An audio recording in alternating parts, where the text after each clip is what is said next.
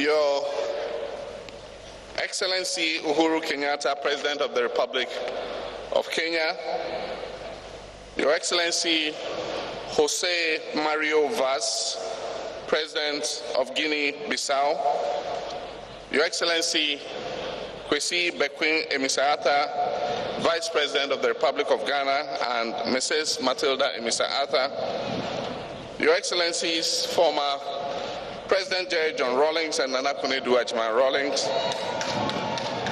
Your Excellency John Ajikun Kofo, Your Excellency Lordina Dramani Mahama,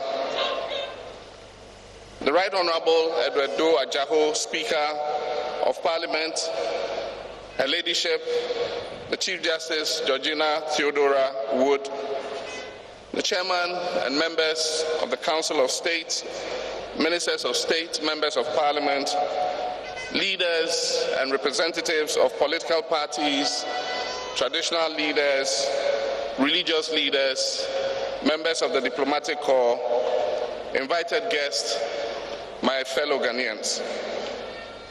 I'd like to begin by congratulating each and every Ghanaian for your role in ensuring that our beloved country has been able to celebrate yet another year of independence and liberty with democracy and rule of law at the helm of affairs.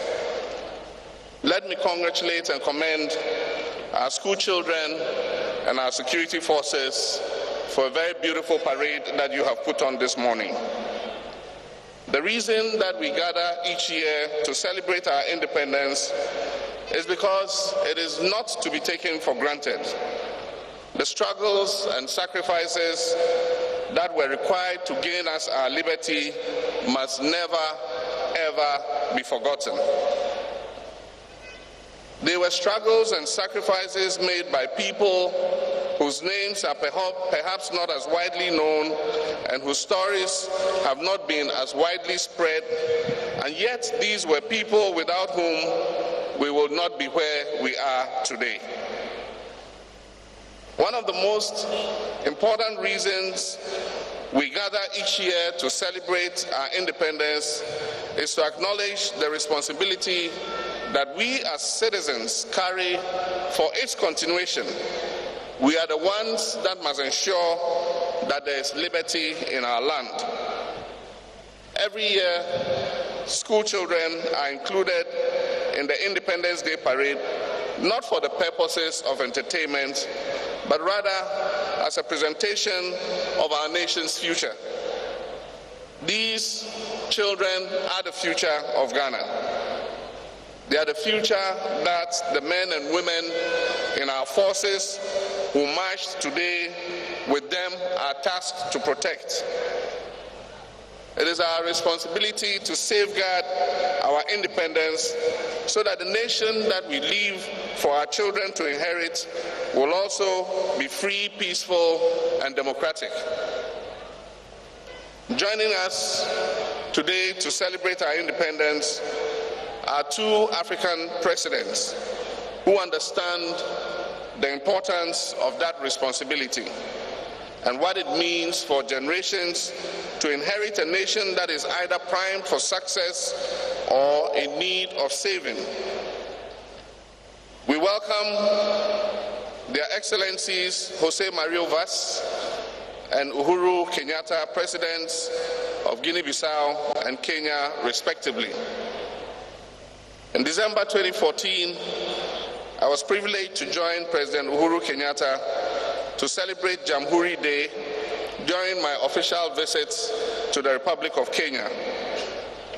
On that occasion, I extended an invitation to President Kenyatta to pay us a reciprocal visit, and I am happy that my friend and brother is with us today. As chair of ECOWAS, I was engaged in the process of returning our sister country, Guinea-Bissau, to constitutional democracy. And I am happy that today my brother, Jose Mario Vaz, President of Guinea-Bissau, is here with us today as one of our special guests. Since attaining independence from Portugal in 1972, Guinea-Bissau has been engaged in a constant struggle to maintain peace and stability. In 2014, following elections in that country, President Vaz assumed the highest office of the land.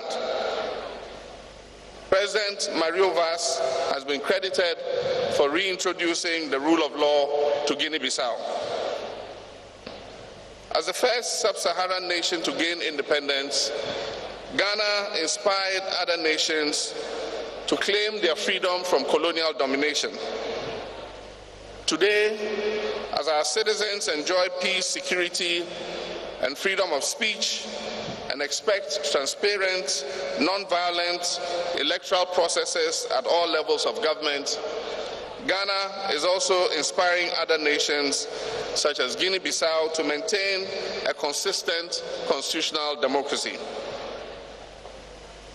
In 1963, Mzee Jomo Kenyatta led his homeland, Kenya, to independence. On that day, this is what President Jomo Kenyatta said to the citizens of the newly liberated Kenya. I ask you to dedicate yourselves to the memory of those who have gone before us and to those who must follow us.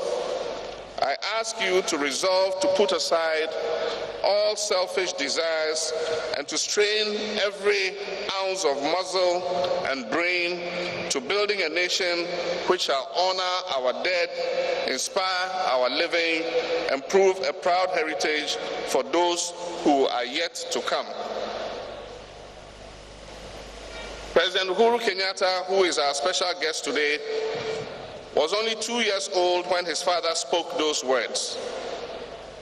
During the years that have filled the gap between that day in 1963 and the day in 2013 when he was sworn in as his nation's fourth president, Kenya, like so many other African nations, have experienced periods of economic difficulties and political turmoil. But today, Kenya is thriving, fighting back against all that would stand in the way of its progress.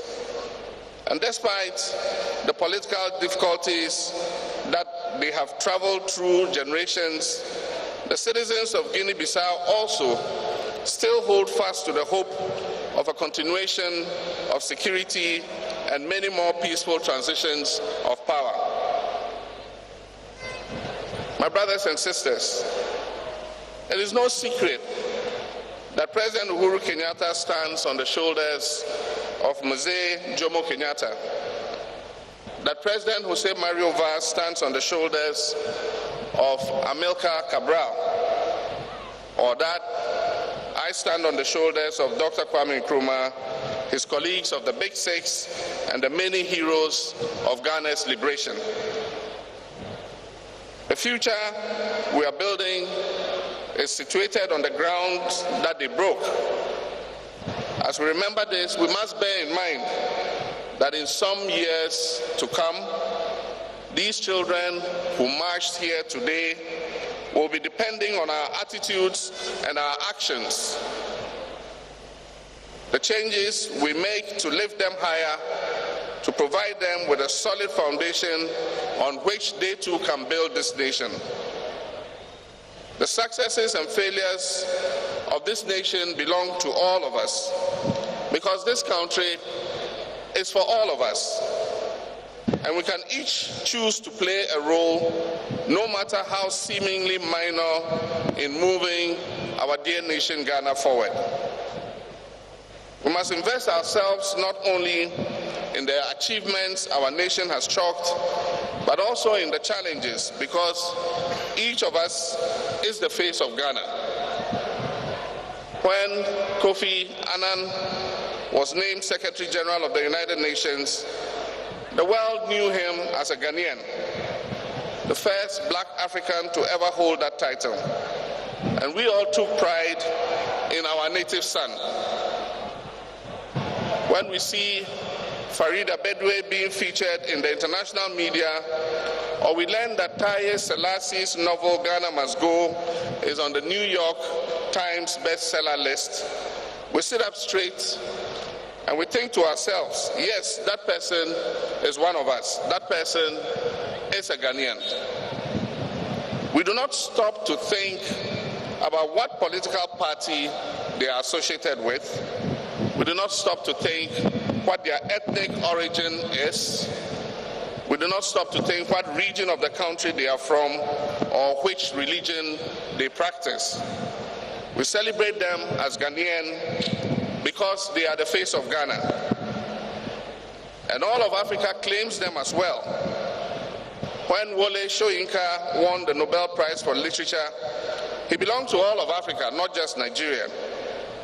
And when Lupita Nyong'o won the Academy Award, she was holding that Oscar for all of Africa, not just for Kenya.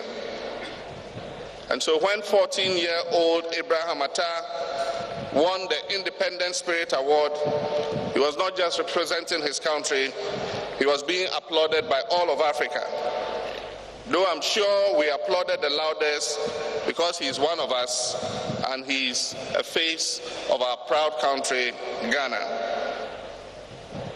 When the Black Stars were the only African team surviving in the 2010 World Cup in South Africa, every African became a Ghanaian and supported the Black Stars strongly. This is the pride and unity we must foster in ourselves every day. Certainly, there remains much more work to be done. And certainly, we will have our different political views on the best way to do that work.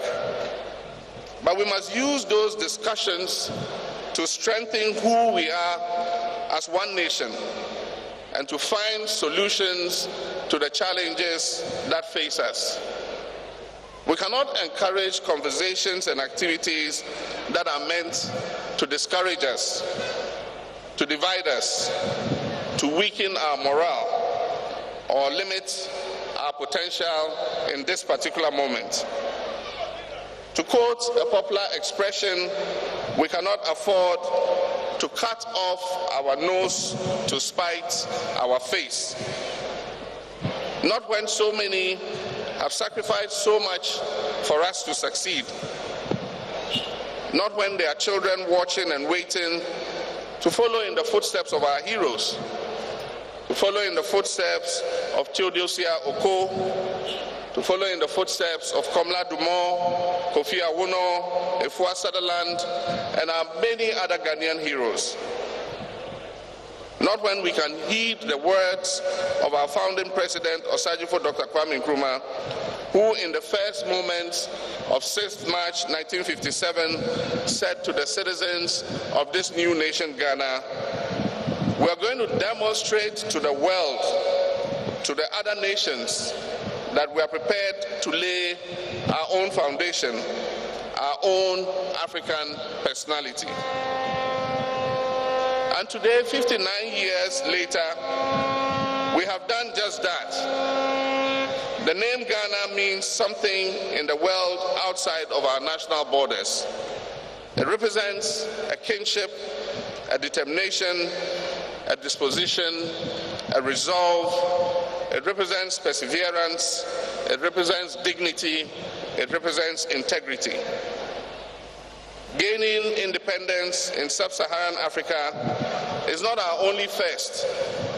Ghana was the first African nation to provide peacekeeping forces to the United Nations at a time when the dangers of peacekeeping were still unquantified. Ghana was the first country in the world chosen to receive Peace Corps volunteers. Ghana was the first country to win the FIFA Under-17 World Cup. And Ghana was the first African country to win the FIFA Under-20 World Cup. Ghana was the first country to open its borders for the provision of humanitarian aid to transit to the 3 most affected countries in the fight against Ebola. Indeed, there are many firsts that our nation can look on with pride. The name Ghana represents excellence and evokes respect in the Community of Nations. So today, I applaud the good people of Ghana for continuing to define and demonstrate what Osajifo Dr. Kwame Nkrumah described as our own African personality. May you always carry with pride and may you always carry within you the pride and the love of country Ghana. We may be many and a diverse people, but we are one nation with one destiny. One awesome, powerful nation whose presence on the world stage as a leader, as a peacekeeper, as a society of warmth and kindness, as a hub of talent, an attendant of culture and heritage, and an architect of change cannot be denied. We must continue to work hard together to keep that black star shining. And I would like to close my address with the words from the second stanza of our national anthem. And it reads, "Hail to thy name, O Ghana. To thee we make a solemn vow, steadfast to build together a nation strong in unity, with our gifts of mind and strength of arm, whether night or day, in the midst of the storm, in every need, whatever the call may be, to serve thee, Ghana, now and evermore." May God grant us the strength as citizens to live up to the words of the second stanza of our national anthem. May God bless each and every one of you. May God continue to bless our beloved homeland, Ghana, and may Ghana remain free forevermore. Long live Ghana, long live Kenya, long live Guinea-Bissau, long live Africa. I thank you very much. Your Excellency, John Dramani Mahama, President of the Republic of Ghana, Your Excellency, Dr. Lodina Dramani Mahama, First Lady of the Republic of Ghana, Your Excellency, Jose Mario Vaz, President of the Republic of Guinea-Bissau, Your Excellency, the Vice President of the Republic of Ghana, Your Excellencies, former Presidents of Ghana, distinguished guests, ladies and gentlemen, let me begin by saying I'm greatly honored to be here today to join my brother, President John Dramani Mahama, and Her Excellency, the First Lady, as well as the people of Ghana, as you celebrate this auspicious occasion that marks your country's 59th Independence Day. May I, on my own behalf, and on behalf of the people of the Republic of Kenya, congratulate you all and express our joy in joining you in these celebrations. Today's ceremony is a mark of Ghana's leadership, of Ghana's belief in Pan-Africanism, and an inspiration for self-determination for all of us. This joyous occasion also avails an opportunity to take stock at what has been achieved and what needs to be done. As you celebrate this historic milestone, we stand with you as brothers and sisters in the spirit of Pan-Africanism that is shared between our two countries and indeed across our African continent.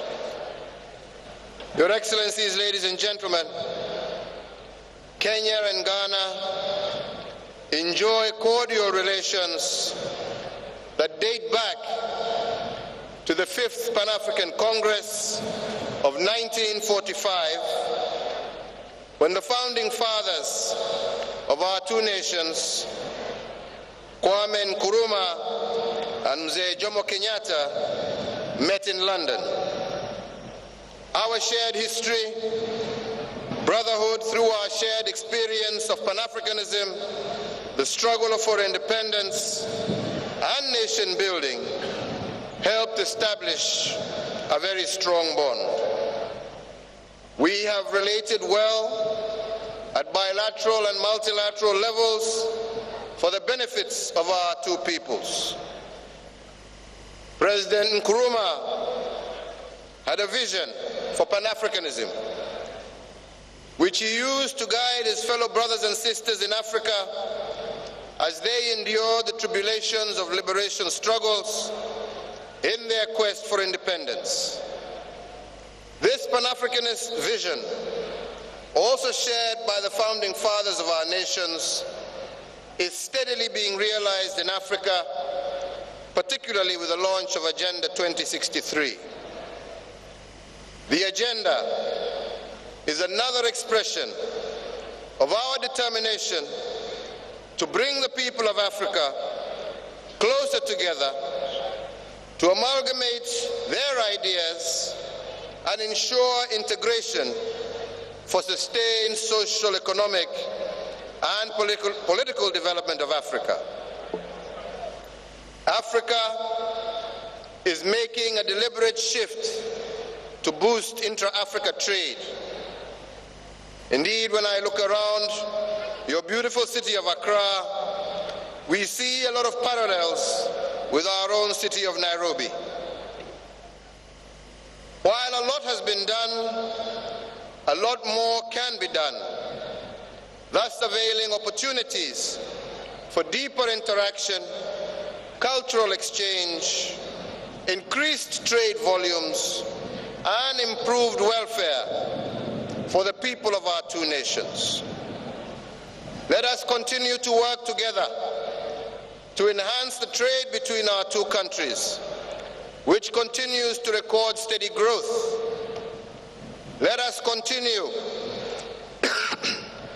to encourage each other through our business communities and to attract investment to our capitals, and let us continue to interact with each other so as to forge partnerships that will lead to more business, more skill transfer, and complement the magnificent tourism sector that exists in our two countries. To the Ghanaian people and the business community, Kenya is open for business. At the end of it all, let us harmonize our vision with the continent's vision of a continental free trade area, which I must underscore has received great support from the Economic Community of West Africa States and the East African Community. We take pride in the fact that visa requirements between our two countries are non-existent, and our national carrier, Kenya Airways, has daily flights to Accra. I wish today to reiterate my commitment to a borderless African continent, and I look forward to working closely with Your Excellency to realize this vision. Your Excellencies, ladies and gentlemen, recent history has shocked the world by a series of terrorist attacks in different capitals and regions. It cannot be that terrorist attacks become the norm rather than the exception. As we continue to cooperate and heighten our counterterrorism efforts, let us remind ourselves of the challenges we must confront and those which we must overcome if we are to preserve the gains of our independence and the values of democracy. Peace and security plays a key role in the economic growth and sustainable development of both our countries and the African continent as a whole. Thus, we must come together to defeat the enemy that is threatening our people's way of life. As I conclude, Your Excellency, I wish to reiterate my commitment to our relationship and to state that we value your friendship and cooperation. I once again join you and the people of Ghana in commemorating this historic day. I wish to reiterate Kenya's desire to continue working closely with your government to further strengthen and deepen our cooperation for the mutual benefit of our two peoples. May God bless Ghana. May God bless Africa. I thank you all. Medasi.